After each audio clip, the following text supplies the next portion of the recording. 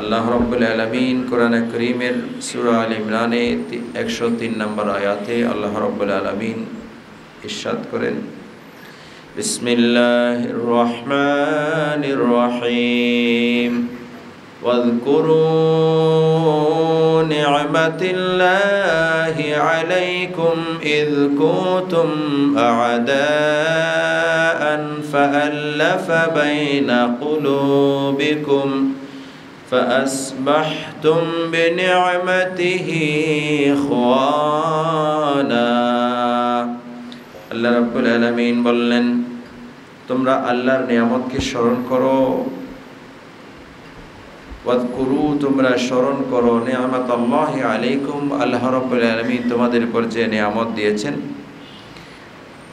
অনেকগুলি নিয়ামত দিয়েছেন। তার মধ্যে একটি কথা আল্লাহ বললেন, ইয কুনতুম আ'দাআন ফাআল্লাফা বাইনা কুলুবিকুম, যখন তোমরা পরস্পরের শত্রু ছিলে, একজন অপরজনের শত্রু ছিলে, এই সময়ে আমি আমার হাবিবকে পাঠানোর মাধ্যমে তোমাদের সেই শত্রুতা দূর করে পারস্পরিক বন্ধন, পারস্পরিক ভ্রাতৃত্ববোধ সৃষ্টি করেছি। সবাই বলো সুবহানাল্লাহ।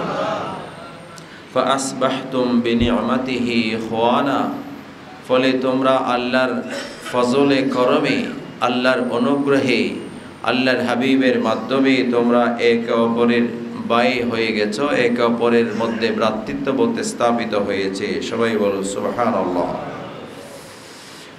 এই আয়াতে কারিমার একটি শানে নুজুল হচ্ছে, আরবের আউস এবং হাজরাজ দুটি গোত্র দীর্ঘকাল ধরে যুদ্ধে লিপ্ত ছিল। প্রতিদিন যুদ্ধ হতো, লুটতরাজ হতো, হত্যা হতো। আল্লাহর হাবিব সরকারে দো আলম সাল্লাল্লাহু আলাইহি ওয়াসাল্লাম যখন তশরিফ আনলেন, রসুল পাক সাল্লাল্লাহু আলাইহি ওয়াসাল্লামের মাধ্যমে তাদের যুদ্ধ বিগ্রহ বন্ধ হলো, তারা ইসলামের ছায়াতলে আসলো, তাদের মধ্যে ভ্রাতৃত্ববোধ স্থাপিত হলো। সবাই বলো সুবহানাল্লাহ। গোটা আরবে আরও অনেক যুদ্ধ বিগ্রহ ছিল, গোটা দুনিয়ার মধ্যে অশান্তি ছিল। আল্লাহ রাব্বুল আলামিন রাসূল পাকের মাধ্যমে সেগুলিকে দূর করে মুসলমানদের মধ্যে, এক অপরের মধ্যে আল্লাহ রাব্বুল আলামিন আল্লাহর হাবিবের মাধ্যমে ভ্রাতৃত্ববোধ স্থাপন করলেন। সবাই বলুন আলহামদুলিল্লাহ। আল্লাহ আয়াতে কারিমার মধ্যে বললেন, ওয়াজকুরু, তোমরা স্মরণ করো, জিকির করো, আলোচনা করো সেই বিষয়গুলি। এভাবে ওয়াজকুরু দিয়ে কোরআনুল কারীমে আরও অনেকগুলি আয়াতে কারিমা আছে। ওয়াজকুরু আরেকটি অর্থ হচ্ছে ওয়াশকুরু, শুকর আদায় করো, যে তোমরা কোন অবস্থায় ছিলে, সেখান থেকে আল্লাহ কোন অবস্থায় দিয়েছে। সবাই বলো সুবহানাল্লাহ। সে সময়ের কথা স্মরণ করো, সেটাকে তোমরা আলোচনার মধ্যে রাখো, যে তোমরা কোন অবস্থা থেকে কোন অবস্থায় এসেছো, এবং তোমাদের মধ্যে যে ভ্রাতৃত্ববোধ, মায়া, মমতা যা আছে, এগুলা আল্লাহর পক্ষ থেকে রাসূল পাকের মাধ্যমে এসেছে। সবাই বলো সুবহানাল্লাহ। রব্বুল আলামিন আল্লাহর হাবিবকে রাহমাতুল লিল আলামিন বানিয়েছেন। রাহমাতুল লিল আলামিনের মাধ্যমে দুনিয়ার মানুষের কলবে মায়া এসেছে, মমতা এসেছে, দয়া এসেছে, অনুগ্রহ এসেছে, এক অপরের মধ্যে ভ্রাতৃত্ববোধ স্থাপিত হয়েছে। সবাই বলো সুবহানাল্লাহ। সেই উপলক্ষগুলিকে স্মরণ করা, সেটা নিয়ামতের শুকরগুজারের একটা মাধ্যম। আল্লাহ পাক সেই কথা কোরআনুল কারীমে অনেকগুলি আয়াতে কারিমা বলেছেন, যে সেই উপলক্ষগুলোকে স্মরণ করা। বিভিন্ন উপলক্ষ আছে না, রাষ্ট্রীয় কিছু উপলক্ষ আছে, কিছুদিন আগে বিজয় দিবস, এ ধরনের কিছু উপলক্ষ আছে, যে সেদিন রাষ্ট্র একটা মহৎ কিছু অর্জন করেছে, সেরকম কিছু বিষয় আছে। তেমনিভাবে ইসলামের অনেকগুলি উপলক্ষ আছে, তার মধ্যে শ্রেষ্ঠ উপলক্ষ হচ্ছে রসুল পাকের আগমন। সবাই বলো সুবহানাল্লাহ। রসুল আসছে বলেই আমরা শত্রুতা ছেড়ে, যুদ্ধ ছেড়ে বন্ধ হয়েছি। রসুল আসছে বলেই কোরআন পেয়েছি, রসুল আসছে বলেই ইসলাম পেয়েছি। আল্লাহ পাক রব্বুল আলামিন সেই উপলক্ষগুলিকে আল্লাহ বললেন ওয়াজকুরু, সেগুলাকে তোমরা স্মরণ করো, বাবানা ওয়াশকুরু, শুকর আদায় করো। সবাই বলো সুবহানাল্লাহ। আল্লাহ রাব্বুল আলামিন কোরআনুল কারীম ইরশাদ করেন, ইন্নামাল মুমিনুনা ইখওয়াতুন ফাআসলিহু বাইনা আখাওয়াইকুম ওয়াত্তাকুল্লাহা লাআল্লাকুম তুরহামুন। আল্লাহ রাব্বুল আলামিন বললেন, নিশ্চয়ই মুমিনরা একে অপরের ভাই।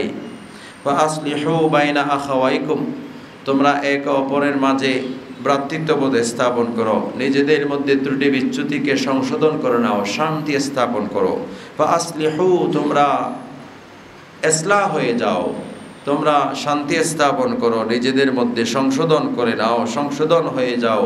বাইনা আখাওয়াইকুম, তোমাদের নিজেদের ভাইদের মধ্যে। ওয়াত্তাকুল্লাহ লাআল্লাকুম তুরহামুন, আল্লাহকে ভয় করো। লাআল্লাকুম তুরহামুন, আল্লাহ রাব্বুল আলামিন তোমাদের উপরে রহম করবে, আল্লাহর রহমত তোমরা পাবে। এক্ষেত্রে আল্লাহ পাক বলেছেন ওয়াত্তাকুল্লাহ। অনেকগুলি বিষয়ের ক্ষেত্রে আল্লাহকে ভয় করার কথা বলেছেন। সেখানে এই আয়াতের এই বিষয় হচ্ছে যে নিজেদের মধ্যে, নিজেদের মুসলমানদের মধ্যে, মুমিনদের মধ্যে, নিজেদের ভাইদের মধ্যে ত্রুটি বিচ্যুতি হলে সেগুলাকে বিদরিত করে নিজেদের মধ্যে শান্তি স্থাপন করার ক্ষেত্রে আল্লাহকে ভয় করো। সেখানে তোমার অন্তরে কুটিলতা রেখো না, বুকের ভিতর ছুরি রেখে মুখে ঐক্যের কথা বলো না। তুমি নিজেদের মধ্যে শান্তি স্থাপন করো, এই ব্যাপারে আল্লাহকে ভয় করো। চলচাতুরি করিও না, উপরে একরকম ভিতরে একরকম, এইরকম তুমি করিও না। প্রকৃতপক্ষেই নিজেই সংশোধন হও এবং তোমার অপর ভাইদেরকেও সংশোধনের জন্য, ইসলাহের জন্য, শান্তি স্থাপনের জন্য চেষ্টা করো। আল্লাহ রাব্বুল আলামিন আমাদেরকে তৌফিক দান করুন, আমিন। লাআল্লাকুম তুরহামুন, যদি করো তোমাদের উপর আমার রহমত নাজিল হবে। এভাবে কোরআনের অনেকগুলো আয়াতে লাআল্লাকুম তুরহামুন, লাআল্লাকুম এভাবে আছে যে লাআল্লা শব্দ আছে, লাআল্লা, লাইতামা, লাআল্লা, এই শব্দগুলির লাআল্লামা মানে হচ্ছে সম্ভবত। কিন্তু যখন আল্লাহর শানে, রসুলের শানে ব্যবহার হয় এই শব্দগুলি অবশ্যই আবশ্যক, নিশ্চয়তার অর্থ দেয়। এমনি এই অর্থগুলির সাধারণ অর্থ হচ্ছে সম্ভবত তোমাদের উপর রহম হবে। কিন্তু যখন আল্লাহর শানে, আল্লাহর পক্ষ থেকে এই কথাগুলি আসে, তখন এটা নিশ্চয়তার অর্থ দেয়, অবশ্যই তোমাদের উপর রহমত নাজিল হবে। সবাই বলো সুবহানাল্লাহ। عن أبي هريرة أن رسول الله صلى الله عليه وسلم قال حق المسلم على المسلم ست। আল্লাহর হাবিব বলল, এক মুসলমান অপর মুসলমানের উপর 6টি হক রয়েছে। কিলা মা হুন্না, সাহাবা একরাম বলল, ইয়া রাসূলুল্লাহ সেগুলো কি? ক্বালা ইযা লাকিতাহু ফাসাল্লিম আলাইহি। আল্লাহর হাবিব বলল, একটি হচ্ছে যখন এক মুসলমান অপর মুসলমানের সাথে সাক্ষাৎ হবে তাকে সালাম প্রদান করবি। ওয়া ইযা দাআকা ফাআজিবহু, যখন একজন অপরজনকে ডাকবে, আহ্বান করবে, ফাআজিবহু, সে ডাকে তাকে সাড়া দিবে। ওয়া ইযা ইস্তানসাহাকা, যখন তার কাছ থেকে পরামর্শ চাইবে, দোয়া চাইবে, পরামর্শ চাইবে, ফানসাহ লাহু, তাকে সুপরামর্শ দিবে, দোয়া করবে তার জন্য কল্যাণের, উপস্থিত অনুপস্থিত উভয় অবস্থায় তার জন্য কল্যাণের দোয়া করবে। ওয়া ইযা আতাসা ফাহামিদাল্লাহ ফাশাম্মিতহু, আর যখন হাসি দেয় এবং আলহামদুলিল্লাহ বলে, হাসির জবাবে ফাশাম্মিতহু, সেটার জবাব দিবে ইয়ারহামুকাল্লাহ বলবে। হাসি দিলে আলহামদুলিল্লাহ, হাসি দাতা বলবে আলহামদুলিল্লাহ, যিনি হাসি দিয়েছেন তিনি বলবে আলহামদুলিল্লাহ, জবাবদাতা বলবে ইয়ারহামুকাল্লাহ, জবাবদাতা বলবে ইয়ারহামুকাল্লাহ। হাসিটা আল্লাহর পক্ষ থেকেই আসে, যেটার মাধ্যমে রোগ জীবাণু চলে যায়। যিনি হাসি দিয়েছেন তিনি আলহামদুলিল্লাহ বলবেন, পাশে যিনি শুনেছেন আলহামদুলিল্লাহ শব্দ, তিনি ইয়ারহামুকাল্লাহ বলবেন। সবাই বলুন আলহামদুলিল্লাহ। সুতরাং আবার আলহামদুলিল্লাহ না বললে, সাহাবী, আরেক বর্ণনায় আসছে, সাহাবী জিজ্ঞেস করলো, ইয়া রাসূলুল্লাহ, হাসি দাতা যদি আলহামদুলিল্লাহ না বলে আমি কি ইয়ারহামুকাল্লাহ বলবো? আল্লাহর হাবিব বলল, না, তুমি বলবে না। হাসি দাতা যখন আলহামদুলিল্লাহ বলবে তখন তুমি বলবে ইয়ারহামুকাল্লাহ, আল্লাহ তোমার উপর রহম করুন। এটা দোয়া, এগুলাও এক একটা দোয়া, মুনাজাত। মুনাজাত, যেখানে হাত তোলার পরিবেশ আছে সেখানে আমরা হাত তুলি, দোয়ার আদব। যেখানে আমরা চলাফেরায় থাকি, দোকানে, অন্য জায়গায় যেখানে হাত তোলার পরিবেশ নাই সেখানে হাত তুলি না, কিন্তু দোয়া ঠিক আছে বরাবর। সবাই বলুন আলহামদুলিল্লাহ। ফাশাম্মিতহু, হাসির জবাব দিবে। হাসি আসলে আলহামদুলিল্লাহ বলবে হাসিদাতা, জবাবদাতা ইরহামুকাল্লাহ বলবে। আরেকটা আছে হাই, করে যেটা আছে আসে, সেটাকে আপনাদের চট্টগ্রামের ভাষায় বলে যে আইমেনি, বইয়ের ভাষায় বলে যে হাই তোলা, হাই আসে। সেটা আসে শয়তানের পক্ষ থেকে, সেটা অলসতার কারণে আসে বা অন্য কোনো কারণে আসে। সেটা আসলে আস্তাগফিরুল্লাহ বলবে, আস্তাগফিরুল্লাহ বলবে, লা হাওলা ওয়ালা কুওয়াতা ইল্লা বিল্লাহ, ইস্তিগফার করবে সেটা আসলে।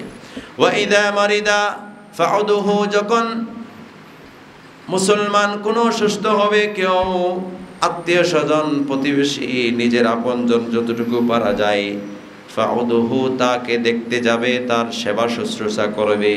ওয়া ইযা বাতা ফাত্তাবিউহু, যখন মারা যাবে কোনো মুসলমান, ফাত্তাবিউহু, তার জানাজার মধ্যে উপস্থিত হবে, জানাজার নামাজ আদায় করবে, জানাজার নামাজে উপস্থিত হবে। এটা হচ্ছে এক মুসলমান অপর মুসলমানের উপরে হক পাওনা। জানাজার নামাজ কিছু মানুষ আদায় করলে সবার পক্ষ থেকে হক আদায় হয়ে যায়, তবে উপস্থিত হলে সওয়াব অনেক বেশি। সবাই বলুন আলহামদুলিল্লাহ। জানাজার নামাজ শরীয়তের নিয়ম অনুযায়ী একবার, কয়বার? একবার। দুইবার করতে পারে নিজের রেহেমের কোনো আত্মীয়, সন্তান, ভাই বা এই ধরনের একদম আক্রব যারা, এই ধরনের কোনো ওলি ওয়ারিস যদি না পড়ে থাকে, তাদেরকে দিয়ে দ্বিতীয়বার করা যায়। এরকম করে দ্বিতীয়বার করা যায়। এমনি একবারেই উত্তম, একবারেই উত্তম। এবং গায়েবী জানাজা একটা আছে না, গায়েবী জানাজা টানাজা, এটা শরীয়তে নাই। এটা হচ্ছে জানাজাতুস সিয়াসা। এটার নাম কি? জানাজাতুস সিয়াসা, পলিটিক্যাল জানাজা। এমনি শরীয়তে জানাজা কয়টা? একটা। আল্লাহর হাবিব গায়েবী জানাজা পড়েছেন একবার, বাদশাহ নাজ্জাশীর। সেটা রসুলের জন্য খাস ছিল। এই হাদিসের ব্যাখ্যায় ইমামরা মত দিয়েছেন সেটা রসুল পাকের জন্য খাস ছিল। রসুল্লাহ সাল্লাল্লাহু আলাইহি ওয়াসাল্লাম যদিও সেখানে আছে, রসুলের সামনে লাশটা হাজির আছে। সবাই বলো সুবহানাল্লাহ। সেখান থেকে রসুল পাক দেখতেছেন, সেই জন্য এটা রসুলের জন্য খাস, রসুলের জন্য খাস। আবার কেউ গোসা তোসা হইয়েন না, এটা শরীয়তের কথা বলে দিচ্ছি। এরই গায়েবী জানাজা তো সব দলই পড়ি আমরা, সব দলে পড়ি না, সব দলে পড়ি, কোনো দল বাদ নাই, ব্যাগ দলে পড়ি। যাক, তারপরে আরেকটা বিষয় যে মসজিদে যখন ময়্যত নিয়ে আসা হয়, এটা নিয়ে আমাদের এখানে কয়েকবার জামাল হয়েছে। লাশ খাটিয়ে যখন এখানে আমাদের ফরজ নামাজের আগে উপস্থিত হয়ে যায়, শরীয়তের মাসালা হচ্ছে ফরজ নামাজের পরে ফরজে কিফায়া এটা কি করবে? আদায় করবে। এখন আমরা জিজ্ঞেস করি কেউ কিছু বলবে কি না। অনেক সময় মহিলা মানুষ, কেউ কিছু বলবে না, তো আমরা জানাজার নামাজ পড়াই দিই। এখন হুজুর পড়াইছেন কেন, কেউ আসে নাই, এমন হয়েছে তেমন হয়েছে। তো এটা তো একজন ওলি এখানে উপস্থিত হয়ে বলতে হবে যে হুজুর অপেক্ষা করেন, বা এত মিনিট অপেক্ষা করেন, বা নামাজের পরে করেন, অথবা নামাজ শেষ করে গিয়ে বাড়ি থেকে ময়্যত আনেন, তখন আর অসুবিধা নাই। অন্য মসজিদ থেকে কেউ আসলে আসুক, অসুবিধা নাই। কিন্তু ময়্যত যখন এখানে নিয়ে আসবেন, শরীয়তের মাসালা হচ্ছে আমি ফরজের পরে জানাজার নামাজ পড়ব, এটা শরীয়ত। এখন আপনি শরীয়ত একটা ঘর থেকে বানাই আনলে এটা তো আমি মানবো না। হ্যাঁ, আপনি তখন আমাকে বললে আমি মানবো, তখন এটা আপনার দায়িত্ব। শরীয়তের দরপা করে পড়লে আপনি পড়বেন না, তখন আমি পড়বো না। আপনি যদি আমাকে বলেন হুজুর আধা ঘন্টা অপেক্ষা করেন বা 10 মিনিট অপেক্ষা করেন, সেটা আমাকে বলতে হবে। না বললে আমি ফরজের পরে জানাজা পড়াই দেব। এটা হচ্ছে শরীয়ত। সুতরাং এটা আপনারা যারা এখানে আছেন এটা মাথায় রাখবেন। জানাজা যদি লাশ নিয়ে আসেন, নামাজের আগে ফরজের পরে জানাজা পড়াই ফেলবো। আর যদি আপনি মনে করেন কিছু মানুষ অন্য মসজিদ থেকে আসবে, তখন আপনি নামাজ পড়ে গিয়ে লাশ আনেন, আমরা নামাজ পড়ে নেব, শেষে জানাজার নামাজ আদায় করব। এগুলা খেয়াল রাখতে হবে। এগুলা নিয়ে জামালা তৈরি করে অনেক সময় দেখা যাচ্ছে যে 5 ওয়াক্ত নামাজের দ্বারা হাসা নাই, ই বাইরে জানাজার আল্লাহ হাদাত দেয়, ঈদুল নামাজুল্লাহ হাদাত দো অন্য জিবে 5 ওয়াক্ত নামাজের দ্বারা হাসে নাই। গ্রামে বেশি হয়, এখানে শহরে মোটামুটি এটা এখন নাই। গ্রামে ফলানার পর ফলানা তো নয়, ঈদের নামাজ কেন পড়িব, ফলানা ফলানা ফলানা অমুক সমুক ওরা আসে নাই, নামাজ দেরি করতে হবে। হ্যাঁ, এই জন্য বেশিরভাগ সময় দেরি হচ্ছে কারা? যাদের নামাজ নাই, নামাজ পড়ে না। হ্যাঁ, ওই নামাজ না পড়লে এই নামাজ পড়লে গুনাহ হবে এটা বলছি না, কিন্তু গুরুত্ব ইসলামে একটা হচ্ছে আহমিয়া আর একটা হচ্ছে ফজিলত। আহমিয়ত মানে গুরুত্ব, ফজিলত মানে সওয়াব মর্যাদা। আহমিয়তটা আগে, ফজিলতটা পরে। আপনি গুরুত্ব কোনটাকে কিভাবে দিচ্ছেন? নামাজ ফরজে আইন এটাকে কিভাবে দিচ্ছেন, বা ফরজে কিফায়া, ওয়াজিব, সুন্নত ওগুলাকে কিভাবে দিচ্ছেন? গুরুত্বটা আগে। আল্লাহ বুঝার তৌফিক দান করুন। আমিন। ক্বালা ইয়াকুম ওয়াদ-দান্না ফাইন্না আদ-দান্না আকযাবুল হাদিস। আল্লাহর হাবিব বললেন, ইয়াকুম ওয়াজ-দান্না, তোমরা খারাপ ধারণা থেকে বেঁচে থাকো, খারাপ ধারণা থেকে বেঁচে থাকো। ফাইন্না আদ-দান্না আকযাবুল হাদিস, কোনো কিছু প্রমাণিত নয়, ধারণা করে করে কারো বিরুদ্ধে কিছু করা বলা এটা অত্যন্ত চরম মিথ্যাচার। ওয়ালা তাহাসসাসু ওয়ালা তাজাসসাসু ওয়ালা তানাফাসু ওয়ালা তাহাসাদু ওয়ালা তাহাসসাসু, তোমরা একে অপরের পিছনে লেগে যেও না, গোয়েন্দাগিরি করিও না।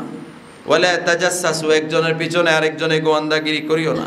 ওয়ালা তানাফাসু, একজনের পিছনে আরেকজন লেগে যেও না। ওয়ালা তাহাসাদু, তোমরা একে অপরকে হিংসা করিও না, বিদ্বেষ করিও না। ওয়ালা তাবাগাদু ওয়ালা তাদাবারু, তোমরা একে অপরের সাথে শত্রুতামি অসৎ প্রতিযোগিতা এসব কিছু তোমরা করিও না। ওয়াকুনু ইবাদাল্লাহ, তোমরা সকলে আল্লাহর বান্দা হয়ে যাও। ইখওয়ানা, এক অপরের সবাই আল্লাহর বান্দা হয়ে যাও, এক অপরের ভাইয়ের মতো হয়ে যাও। সবাই বলুন আলহামদুলিল্লাহ। এই হাদিসের উপরে আমল করার আল্লাহ তৌফিক দান করুন। এই হাদিসটা সবার জন্য বড় গুরুত্বপূর্ণ। এই অভ্যাসটা ইল্লা মাশাআল্লাহ অনেক মানুষের কাছে আছে না? অনেক মানুষের কাছে এই জিনিসগুলো আছে। আল্লাহ যেন আমাদেরকে এগুলোর থেকে বের হওয়ার তৌফিক দান করে। আমিন। সাল্লাল্লাহু আলাইহি ওয়াসাল্লাম ক্বালা আল মুসলিমু আখুল মুসলিম, এক মুসলমান অপর মুসলমানের ভাই, লা ইয়াযলিমুহু, সে তাকে জুলুম করবে না, একজন অপরজনকে জুলুম করবে না। ওমান কানা ফি হাজাতি আখিহি কানা আল্লাহু ফি হাজাতিহি। আল্লাহর হাবিব বলল যে একজন মুসলমান অপর মুসলমানের প্রয়োজন পূরণ করে দিল, প্রয়োজন আছে সেটা আরেকজনে পূরণ করে দিল। আল্লাহ রাব্বুল আলামিন নিজেই ওই ব্যক্তির হাজাতকে, প্রয়োজনকে আল্লাহ নিজে পূরণ করে দিবে। সবাই বলুন সুবহানাল্লাহ। ওয়ামান ফাররাজান মুসলিমিন কুরবাতান ফাররাজাহুল্লাহু আনহু কুরবাতান। আল্লাহর হাবিব বলল যে ব্যক্তি কোনো মুসলমানের মুশকিলকে, সমস্যাকে সমাধান করে দিল, মিন আল্লাহ রাব্বুল আলামিন কিয়ামতের ময়দানে মিন কুরবাতি ইয়াউমিল কিয়ামা, কিয়ামতের ময়দানে তার মুশকিল আসান করে দিবে, তার সমস্যা আল্লাহ সমাধান করে দিবে। সবাই বলুন সুবহানাল্লাহ। ওয়ামান সাতারা মুসলিমান সাতারাহুল্লাহু ইয়াউমাল কিয়ামা। আল্লাহর হাবিব বলল যে ব্যক্তি কোনো মুসলমানের দোষ গোপন করলো, যে ব্যক্তি কোনো মুসলমানের দোষ গোপন করলো, সাতারাহুল্লাহু ইয়াউমাল কিয়ামাতে। আল্লাহর হাবিব বলল কিয়ামতের ময়দানে রব্বুল আলামিন তার দোষকে আল্লাহ গোপন রাখবেন, আল্লাহ ডেকে রাখবেন। সবাই বলুন সুবহানাল্লাহ। দোষকে আল্লাহ ডেকে রাখবেন। وعن عبد الله بن عمر عن النبي صلى الله عليه وسلم قال المسلم من سلم المسلمون من لسانه ويده والمهاجر من هجر ما نهى الله عنه। আল্লাহর হাবিব বলল মুসলমান ওই ব্যক্তি যার হাত থেকে, জবান থেকে অপর মুসলমান নিরাপদ থাকে, অপর মুসলমান নিরাপদ থাকে। ওয়াল মুহাজিরু মান হাজারা মা নাহাল্লাহু আনহু। প্রকৃত মুহাজির ওই ব্যক্তি যে আল্লাহ এবং রসুলের নিষেধকে নিষেধ হিসেবে মানল, আল্লাহ এবং রসুলের উদ্দেশ্যেই হিজরত করলো। প্রকৃত মুহাজির সেই ব্যক্তি। প্রকৃত মুসলমান ওই ব্যক্তি যার হাত এবং জবান থেকে আরেকজন মুসলমান নিরাপদ আছে। সবাই বলো সুবহানাল্লাহ। আজকে আমাদের হাত থেকে নিরাপদ নাই। আমরা ইস্তেমায় গেলে কেন মারামারি করতেছি?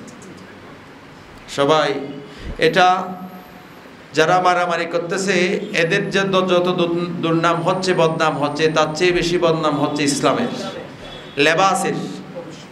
জুব্বা, পাগড়ি, দাড়ি সবার আছে না আমাদের যারা পড়ি, এই সব লেবাসের বদনাম হচ্ছে। ইসলামের শের এগুলা, ইসলামের এক একটা শের নিদর্শন। দাড়ি নিয়ে, জুব্বা নিয়ে, পাগড়ি নিয়ে, দা, ছুরি, বটি নিয়ে, বড় বড় ছুরি নিয়ে, লাঠি নিয়ে একদম মারপিট করতেছে, একজনের মেরেও ফেলছে একজন আরেকজনকে। সবাই বলুন নাউজুবিল্লাহ। এই ধরনের জায়গায় যারা মারামারি করে মারা যায়, তাদের ব্যাপারে রাসূল পাক সাল্লাল্লাহু আলাইহি ওয়াসাল্লাম বললেন, আল্লাহর হাবিব বলল, আল কাতিলু ওয়াল মাকতুলু কালাহুমা ফিন্নার ইজা তাকাল মুসলিমান বিসাইফাইহিমা। যখন মুসলমান একদল অপর দলের সাথে তরবারি নিয়ে যুদ্ধ করে, আমার ইচ্ছা আপনাকে মেরে ফেলবো, আপনার ইচ্ছা আমাকে মেরে ফেলবে, এই দলের ইচ্ছা এই দলকে ফেলে মেরে ফেলবে, এই দলের ইচ্ছা এই দলকে ফেলে মেরে ফেলবে, এই রকম যখন মুসলমান যুদ্ধ করে, বুখারীর হাদিস, এটা প্রথম পারাতে হাদিস আছে, আল্লাহর হাবিব বলল, কাতিলু ওয়াল মাকতুলু ফিন্নার। হত্যাকারীও জাহান্নামে যাবে, যে হত্যা হয়েছে সেও জাহান্নামে যাবে। সাহাবায়ে কেরাম জিজ্ঞেস করলো, ইয়া রাসূলুল্লাহ, কাতিল জাহান্নামে যাবে এটা বুঝতে পেরেছি, যে হত্যাকারী, কিন্তু যাকে হত্যা করা হয়েছে সে কেন জাহান্নামে যাবে? আল্লাহর হাবিব বলল, ইন্নাহু কানা হারিসান কতলে সাহিবিহি। তার অন্তরেও বড় সাধ ছিল, সে যাকে মারতেছে তাকেও মেরে ফেলবে। তার অন্তরের ইচ্ছা ছিল কি, সেই যে তাকে মারতেছে তাকেও আগে থেকে পরিকল্পনা ছিল তাকেও মেরে ফেলবে। সেই জন্য কাতিল এবং মকতুল দুইজনেই জাহান্নামে যাবে। সবাই বলুন নাউজুবিল্লাহ। এই ধরনের অবস্থা থেকে আল্লাহ মুসলিম উম্মাহকে হেফাজত করুন। সবাই বলুন। এখান থেকে আমার ক্ষুদ্র জ্ঞানে একটি গবেষণা হচ্ছে, যুগ যুগ ধরে ইসলামের রসুল পাক থেকে এই পর্যন্ত শুরু করে যাদের কাছে তাওহীদের সাথে রিসালাত এবং বিবেকের সাথে মহব্বত দুটোটার সংযোগ যাদের কাছে নাই, তারা বিভিন্ন সময় উগ্র হয়, সন্ত্রাসবাদে লিপ্ত হয়ে যায়। সবাই বলুন নাউজুবিল্লাহ। মুসলমানকে যারা কাফের বলে, যেমন নামাজ যারা তরক করে, এরা নামাজ তরক করা কবিরা গুনাহ, বড় ধরনের গুনাহ। এক এক ওয়াক্ত নামাজের জন্য কোটি কোটি বছর দোজখে জ্বলতে হবে। নামাজকে ইনকার করলে কাফের হবে, আর নামাজ তরক করলে কাফের হবে না। কিন্তু খারেজি মতবাদের যারা আছে, যাদের কাছে খারেজিয়তের প্রভাব আছে, তাদের আকীদা হচ্ছে নামাজ তরক করলে কাফের হয়ে যাবে। নামাজ তরক করলে তো বহু মুসলমান তো নামাজ পড়ে না, তো এদেরকে কি আমরা হিন্দু নাউজুবিল্লাহ মারা গেলে কি আমরা শ্মশানে গিয়ে দাফন করব? নামাজ পড়ে না যে এরকম মুসলমান আছে না? আছে। তো নামাজ না পড়লে কাফের হবে না। কাফের মানে অস্বীকারী। কাফের মানে কি? অস্বীকারী। যে আল্লাহকে অস্বীকার করবে, রসুলকে অস্বীকার করবে, কোরআন অস্বীকার করবে, সে কি হয়ে যাবে?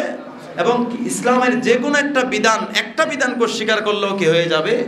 কাফের হয়ে যাবে। পালন না করলে গুনাহগার হবে, পালন না করলে গুনাহগার হবে। এটা হচ্ছে কাফের হওয়া না হওয়ার মূল থিম। কিন্তু যারা খারেজিয়তের, যাদের প্রভাব খারেজি মতবাদে বিশ্বাসী, তাদের আকীদা হচ্ছে না পড়লে, পালন না করলে কি হয়ে যাবে? কাফের হয়ে যাবে। যুগে যুগে তালিম,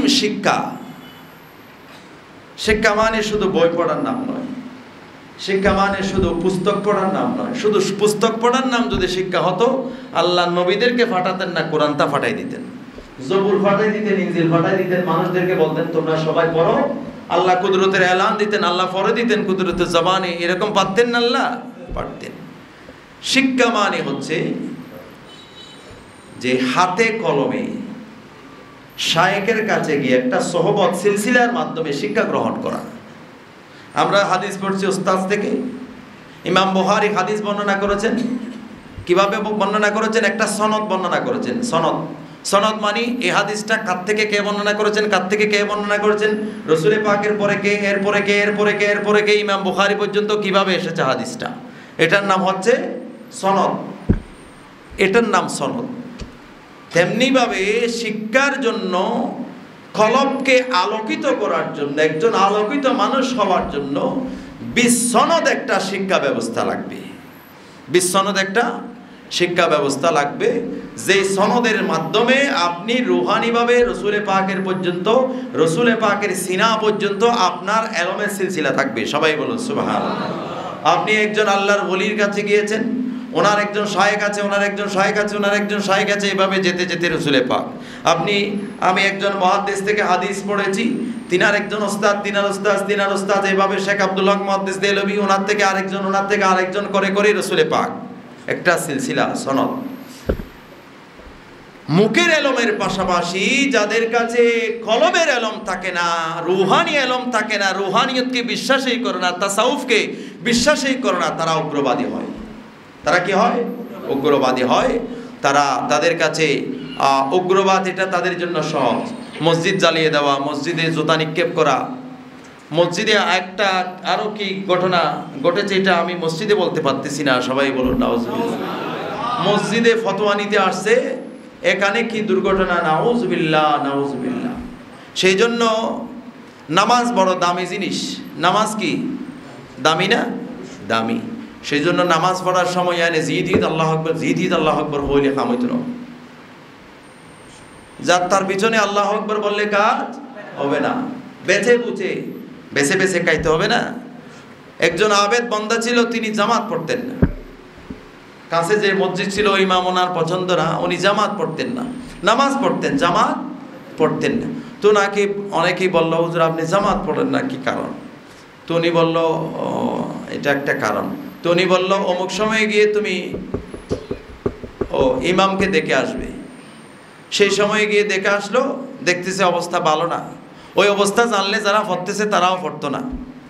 উনি কশফের মাধ্যমে ওই বিষয়টা কি জানতে পারলেন, ওই বিষয়টা জানতে পারলেন। আল্লাহ আমাদেরকে বোঝার তৌফিক দান করুন।